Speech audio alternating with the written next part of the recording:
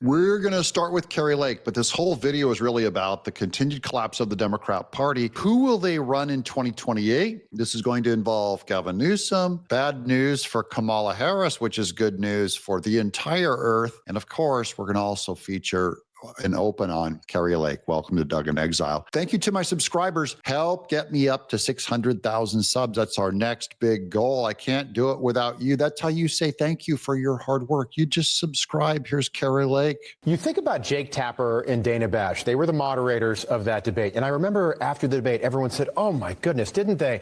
They did a great job. They played it so straight. And it's like, no, they didn't play it straight, Kari. They just didn't actively participate in helping Joe Biden. That's what they did. Right. And when in the meantime, they had been actively helping him every step of the way while trying to throw, roadblocks in the way of President Trump. But President Trump's always been able to maneuver around the fake news. Right. And now they've all been exposed in the last year. I mean, Jake Tapper's book, what a joke. What a joke that was, acting like, he didn't realize what was going on or, there were signs of it. So they're all being exposed. It's really a beautiful thing. Unfortunately, the country's had to go through quite a bit for them to wake up and fess up to what they knew. Well, the country had to go through hell, but the country's tough. Patriots, we don't give up. We can weather 4 years of a disastrous Biden. I don't know if we'd have weathered another 4 years because they would have completely dismantled our Constitution, the Supreme Court, probably expanded the states by giving Washington, D.C. a spot in the House of Representatives.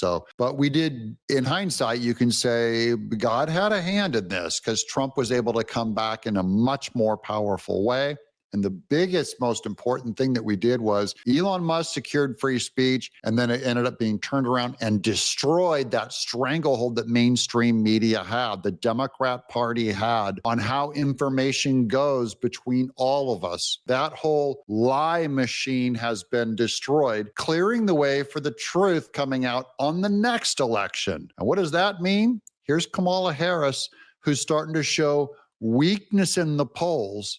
Now, this is over on the Hill. Kamala Harris sees support drop in a potential 2028 horse race poll. Now, I would never stoop to imply that Kamala Harris was a horse, but the Hill definitely did. Oh, speaking of losing a horse race, there's there's fake man, Tim Walz.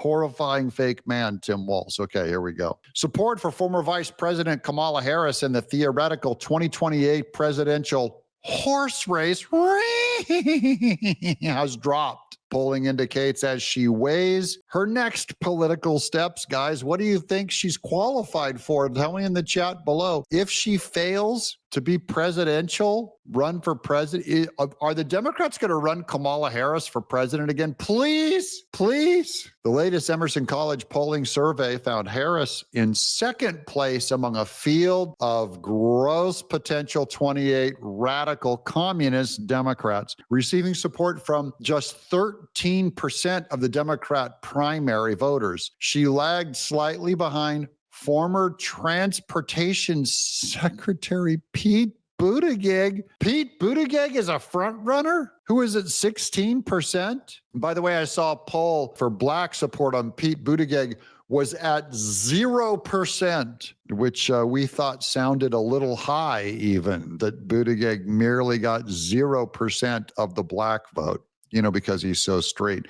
The biggest share of Democrat voters, 23%, said they were still undecided, just a hair behind Harris, with the biggest fake gel in his hair was term-limited California Governor Gavin Newsom. We've got a clip of Gavin Newsom, too, from Central Casting of Antichrist. Gavin Newsom with 12%. Gavin Newsom can only get 12%, hoping to bring his failed California policies, that is the riots in LA and the Pasadena and the Palisades fires, is what he hopes to do to the entire country. That's his brand. Well, look, Rep. Alexandria Ocasio-Cortez and Pennsylvania Governor Josh Shapiro. Josh Shapiro being the most normal of that whole batch. I believe he would probably have the strongest chance among them all. So it's good that he's polling so low. Rounding out the top 5 possible contenders, with 7% each, only getting 7% AOC. The latest numbers are significantly different from Emerson's November survey, when respondents were asked to write in their preferred 2028 candidate. Taken a couple of weeks after the 2024 election, Harris, she was still living off her fumes of almost getting 50% of the vote. Harris received 37%. So she's dropping by about 10 points, followed by Newsom with 7%, Buttigieg with 4%, and Shapiro with 3%. Another 35% were undecided. On the heels of her loss in 2024 race, speculation is swirling about Harris's next moves. I smell a Netflix deal like the Obamas. When you lose, when you start to fall out of favor, you go to Hollywood. She's going to get, what, a podcast? A Netflix Amazon Prime podcast? How are they going to work her inability to communicate the English language with human beings? She's reportedly giving serious consideration to a run for governor in California because Gavin Newsom didn't do enough to that state, which she previously represented in the state and where she served as AG. The suspense has had a freezing effect on the gubernatorial field because no one wants to step in front of her, then have to run against the amazing Kamala Harris in a horse race, not being figurative, that is literally. And she's said to have given herself an end of summer deadline to decide whether to enter. I don't know what's going to change by the end of summer for her. At the same time, early 2028 polling has repeatedly shown Harris as a Democratic front runner if she were to lodge another bid for the White House. Yes.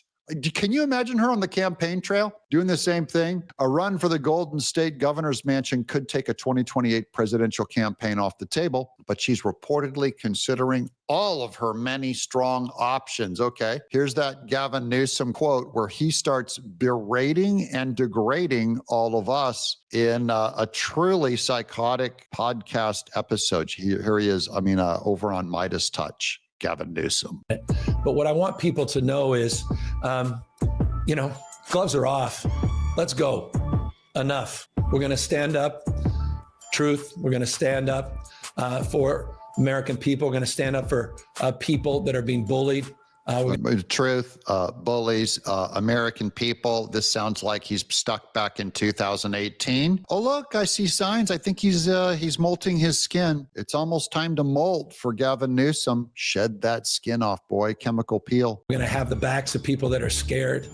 Yeah, I'm terrified of you. I don't want you anywhere near my back either. Get away from my back, brother. We're going to use our formal authority. I'm proud to be governor of the largest state in America again. Authoritarians using their authority. Oh, you're doing a killer job on California. How do we protect the rest of the country from this guy? I've said this before to you, 21 state populations combined. But we're also going to use our moral authority. And the extent we need to, we're also going to call out the bullshit and the propaganda. Call it out. You're going to call mine out, my propaganda and my BS, Gavin? Come on my show. And the weaponization of lies and mis and disinformation. Okay, this is the one with the weaponization of lies and misinformation. Palisades under control, everything's fine. The riots, we don't need Trump's help, but give us all your money. Give us federal aid because we've spent it all on our homeless population with nothing to show for it. Money has vanished under this guy. And I'm the bully? On networks like Fox. And we'll do it in Get Fox. Who's even watching Fox anymore? Every capacity.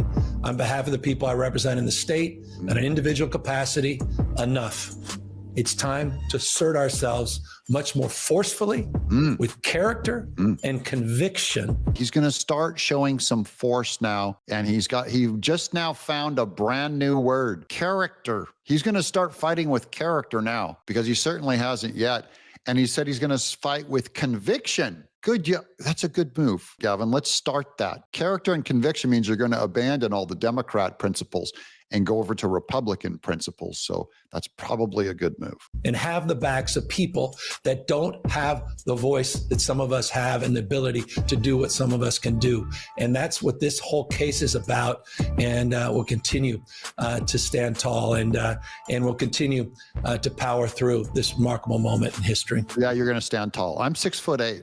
Good luck standing taller than that. I'll just review this clip. I'm going to give it 2 snores.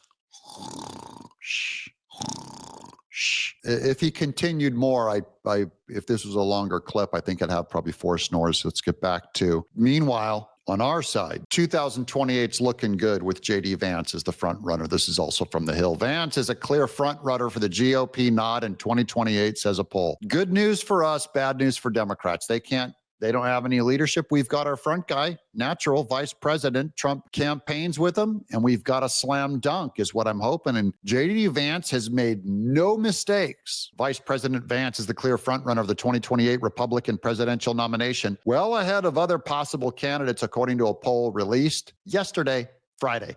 The Emerson College polling survey showed Vance receiving 46% support. That's a lock, with his closest competitors being Secretary of State Marco Rubio with 12%. This one's going to be easy, guys. J.D. Vance is the vice president. He runs with 46. Make Marco Rubio your vice president. You've got a Hispanic vote. Strong guy. That's 56, 57. That's 58% right there. That's a winning ticket. Done. Don't need to hear anything more. Put them together, run them. Don't feel like you have to throw in a woman in a wheelchair, okay? And Florida Governor Ron DeSantis with 9%. Ron DeSantis, I have voted for him in the primary. It is not his time, man. This is full MAGA. Your brand, do not do it, DeSantis. They will stomp you in the ground. Health and Human Services Secretary Robert F. Kennedy, RFK. Now, this guy is still just a little too Democrat for me. Jr., who's an independent, and he might run as an independent,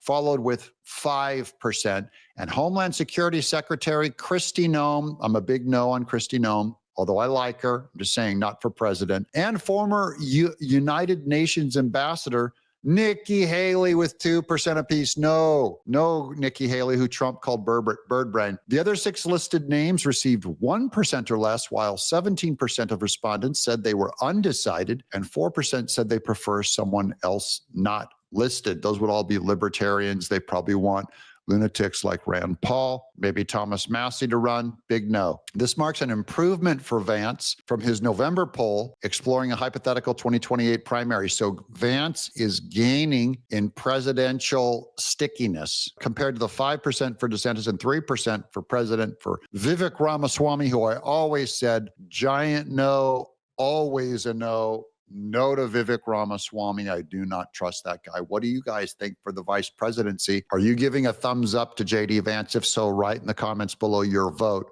for J.D. Vance. If you're a Marco Rubio person, also leave your vote down there, or any other candidate. Would love to hear from you and read all of your votes, especially thousands and thousands of comments for J.D. Vance, because he's going to be the front runner and he's going to do it. I'm Doug in Exile.